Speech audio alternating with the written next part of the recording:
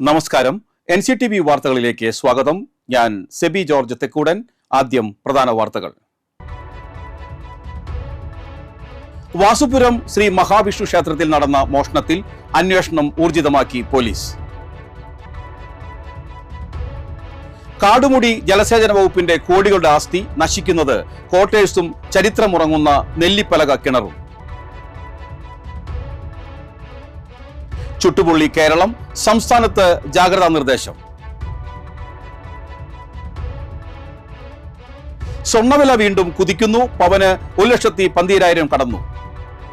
വിശദമായ വാർത്തകളിലേക്ക്.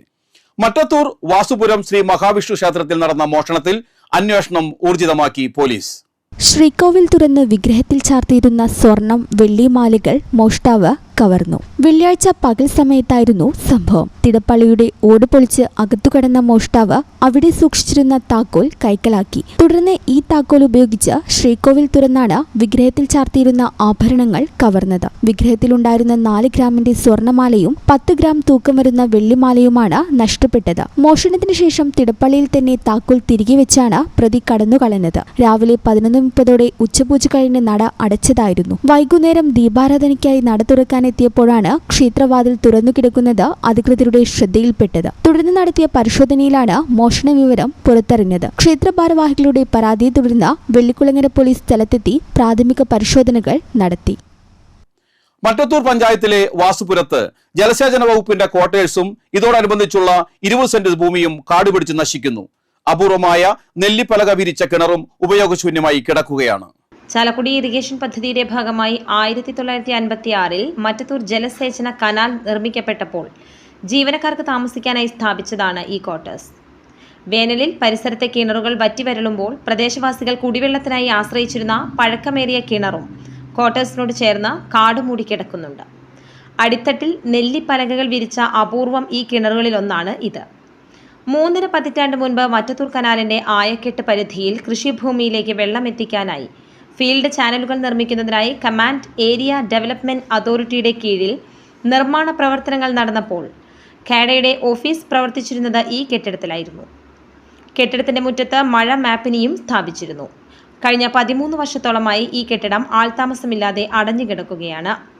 പഞ്ചായത്ത് തെരഞ്ഞെടുപ്പ് കാലത്ത് പോളിംഗ് സ്റ്റേഷനായി ഉപയോഗിച്ചിരുന്ന കെട്ടിടം ഇപ്പോൾ മേൽക്കൂര ജീർണിച്ച് തകർന്നു വീഴാവുന്ന അവസ്ഥയിലാണ്. സംസ്ഥാനത്ത് ചൂട് കനക്കുന്നു. പാലക്കാട് ജില്ലയിൽ ശനിയാഴ്ച മുതൽ 13-ാം തീയതി വരെ കാലാവസ്ഥാ വിഭാഗം ഉയർന്ന താപനില മുന്നറിയിപ്പായ മഞ്ഞ അലർട്ട് പ്രഖ്യാപിച്ചിരിക്കുകയാണ്. പാലക്കാട് ജില്ലയിൽ താപനില 40 ഡിഗ്രി വരെയും കൊല്ലം ജില്ലയിൽ ഉയർന്ന താപനില 39 ഡിഗ്രി വരെയും എത്താൻ സാധ്യതയുണ്ടെന്നാണ് മുന്നറിയിപ്പ്. പത്തനംതിട്ട, ആലപ്പുഴ, കോട്ടയം, എറണാകുളം, തൃശൂർ, കോഴിക്കോട് ജില്ലകളിൽ ഉയർന്ന താപനില 37 ഡിഗ്രി വരെയും തിരുവനന്തപുരം, മലപ്പുറം, കണ്ണൂർ, കാസർഗോഡ് ജില്ലകളിൽ 36 ഡിഗ്രി വരെയും ഉയരാൻ സാധ്യതയെന്ന് കേന്ദ്ര കാലാവസ്ഥാ വകുപ്പ് അറിയിച്ചു. ജോലിക്കിടയിൽ ചുമട്ടുതൊഴിലാളി കുഴഞ്ഞു വീണ് മരിച്ചു. കോരേച്ചാൽ പുതുശ്ശേരി കുമാരനാണ് മരിച്ചത്. 54 വയസ്സായിരുന്നു. വെള്ളിയാഴ്ച വൈകിട്ട് 4:30 ആളൂർ NFSA ഗോഡൌണിൽ ജോലിക്കിടയിലാണ് കുഴഞ്ഞു വീണ് മരിച്ചത്. CITU തൊഴിലാളിയാണ്. സതിയാണ് ഭാര്യ. നന്ദന, നവമി എന്നിവർ മക്കളും. അനീഷ് മരുമകനുമാണ്. സംസ്ഥാനത്ത് സ്വർണ്ണവില വീണ്ടും ഉയർന്നു.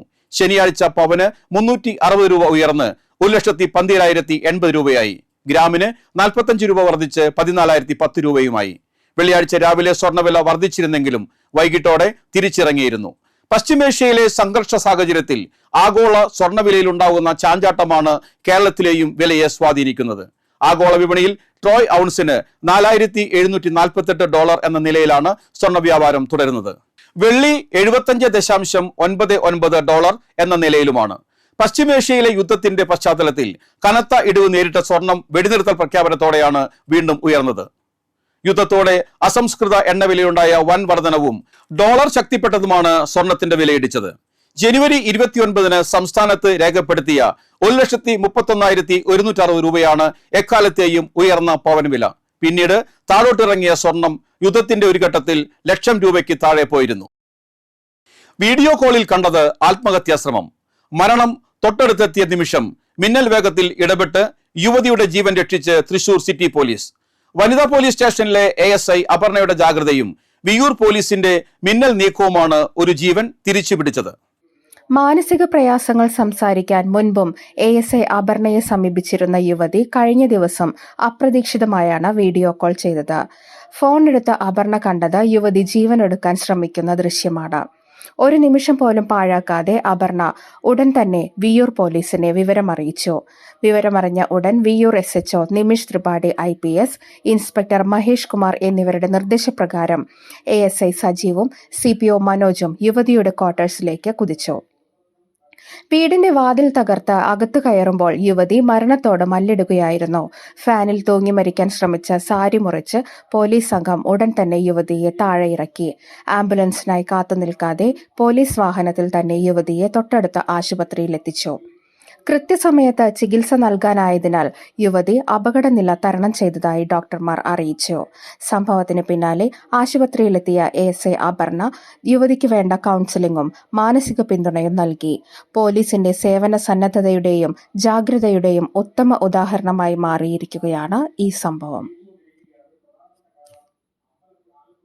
ചരിത്രത്തിൽ ആദ്യമായി ഓൾ ഇന്ത്യ ഇന്റർ യൂണിവേഴ്സിറ്റി വടംവലി മത്സരങ്ങൾക്ക് കാലിക്കറ്റ് സർവകലാശാല ആതിഥ്യം വഹിച്ചു. കോഴിക്കോട് സർവകലാശാലയ്ക്ക് കീഴിലെ കലാലയമായ കൊടകര സഹൃദയ കോളേജ് ഓഫ് അഡ്വാൻസ്ഡ് സ്റ്റഡീസാണ് ഈ ദേശീയ കായിക മാമാങ്കത്തിന് വേദിയായത്.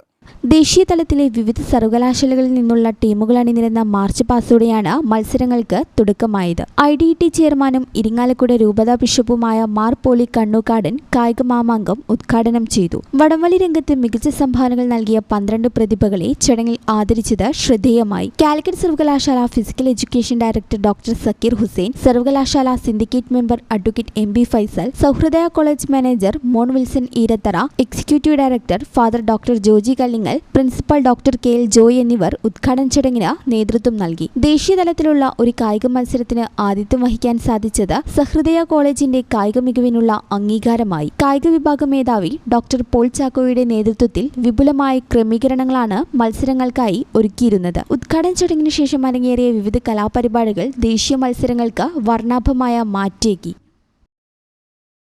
ഇനി കാണാം ഇൻഫോടോക്ക്.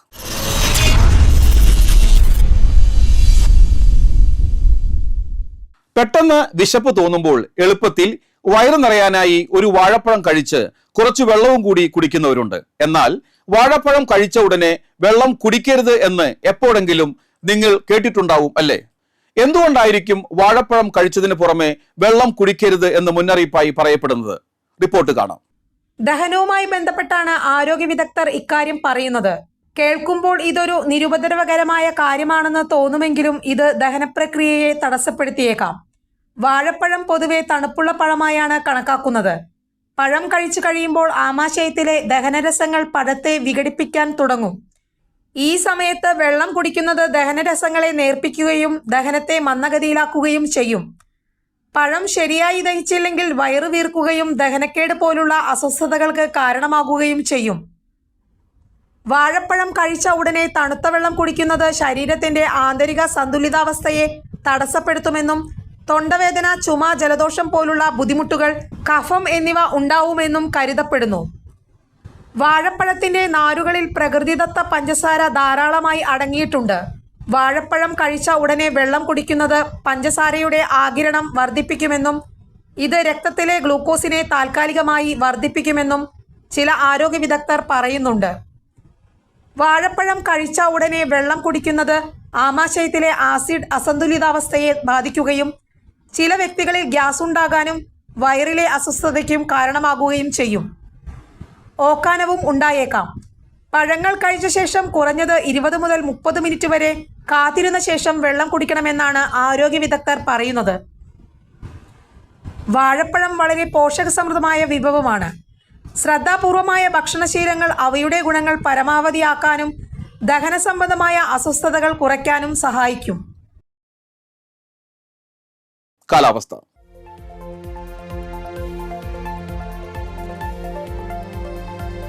കൂടിയ താപനില 33 ഡിഗ്രി സെൽഷ്യസ്, കുറഞ്ഞ താപനില 26 ഡിഗ്രി സെൽഷ്യസ്. തൃശൂർ വില്ലടത്ത് പ്രവർത്തിച്ചു വരുന്ന കനറ ബാങ്ക് ഗ്രാമീണ സ്വയം തൊഴിൽ പരിശീലന കേന്ദ്രത്തിൽ ഏപ്രിൽ മാസം പകുതിയിൽ ആരംഭിക്കുന്ന 14 ദിവസത്തെ സൗജന്യ ആഭരണ നിർമ്മാണവും സാരി ഡാപ്പിംഗ് എന്ന കോഴ്സിലേക്ക് 18 വയസ്സിനും 50 വയസ്സിനും ഇടയിൽ പ്രായമുള്ളവരിൽ നിന്നും അപേക്ഷകൾ ക്ഷണിക്കുന്നു. രാവിലെ 9 മണി മുതൽ വൈകിട്ട് 5 മണി വരെയാണ് പരിശീലന സമയം. കൂടുതൽ വിവരങ്ങൾക്ക് 9419196324 0487269412. ചാലക്കുടി കൃഷ്ണ ജ്വല്ലറിയിൽ ഇന്നത്തെ സ്വർണ്ണവില.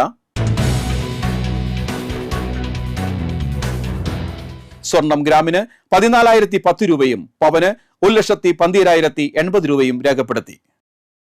മുരിക്കിങ്ങൽ വള്ളിയാംതടത്തിൽ ജോസഫ് ഭാര്യ റോസ അന്തരിച്ചു. 92 വയസ്സായിരുന്നു. സംസ്കാരം നടത്തി. Mathew, Mercy, Augustine, Francis, Laiza, Lissy, Thomas, Jeemon, പരേതരായ വർഗീസ്, ജോസ് എന്നിവർ മക്കളും. Thresia, Valsa, Gracy, John, Sheena, Davis, Johnson, Reena, Biji എന്നിവർ മരുമക്കളുമാണ്. കല്ലൂർ പനോക്കാരൻ ജോർജ് അന്തരിച്ചു. 82 വയസ്സായിരുന്നു. സംസ്കാരം ഞായറാഴ്ച രാവിലെ 10:30 കല്ലൂർ സെന്റ് റാഫേൽ പള്ളിയിൽ. മുരിക്കിങ്ങൽ പാപ്പാത്ത് കാളി അന്തരിച്ചു. 88 വയസ്സായിരുന്നു. സംസ്കാരം നടത്തി. പരേതനായ കുട്ടനാണ് ഭർത്താവ്. രാജൻ, വിശ്വംഭരൻ എന്നിവർ മക്കളും. മണി, ഗീത എന്നിവർ മരുമക്കളുമാണ്.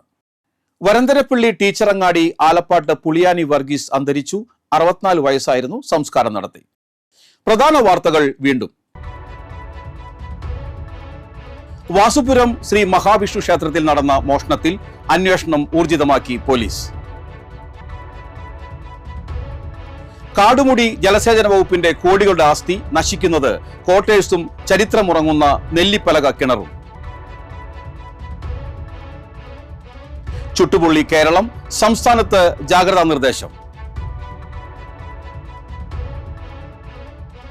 സ്വർണ്ണവില വീണ്ടും കുതിക്കുന്നു. പവന് 1,12,000 കടന്നു. ഇതോടെ ബുള്ളറ്റിൻ പൂർണ്ണമാകുന്നു. പുതുക്കാട് മേഖലയിലെ പ്രധാന സംഭവങ്ങളുടെ വാർത്താ ക്ലിപ്പുകളും ഡെയിലി ന്യൂസും NCTV ന്യൂസ് എന്ന യൂട്യൂബ് ചാനലിൽ ലഭ്യമാണ്. ന്യൂസ് ബുള്ളറ്റിൻ എല്ലാ ദിവസവും രാത്രി 9 മുതൽ യൂട്യൂബിൽ ലഭ്യമാണ്. വാർത്തകൾക്കും അപ്ഡേറ്റുകൾക്കും nctvnews.com എന്ന വെബ്സൈറ്റും NCTV ന്യൂസ് എന്ന ഇൻസ്റ്റാഗ്രാമും പേജും ഫോളോ ചെയ്യുക. പുതുക്കാട് നിയോജക മണ്ഡലം, കൊടകര ബ്ലോക്ക് പഞ്ചായത്ത് പരിധികളിലെ സമഗ്ര വാർത്തകൾ അറിയാൻ NCTV ന്യൂസ് എന്ന യൂട്യൂബ് ചാനൽ സബ്സ്ക്രൈബ് ചെയ്യുക. നമസ്കാരം.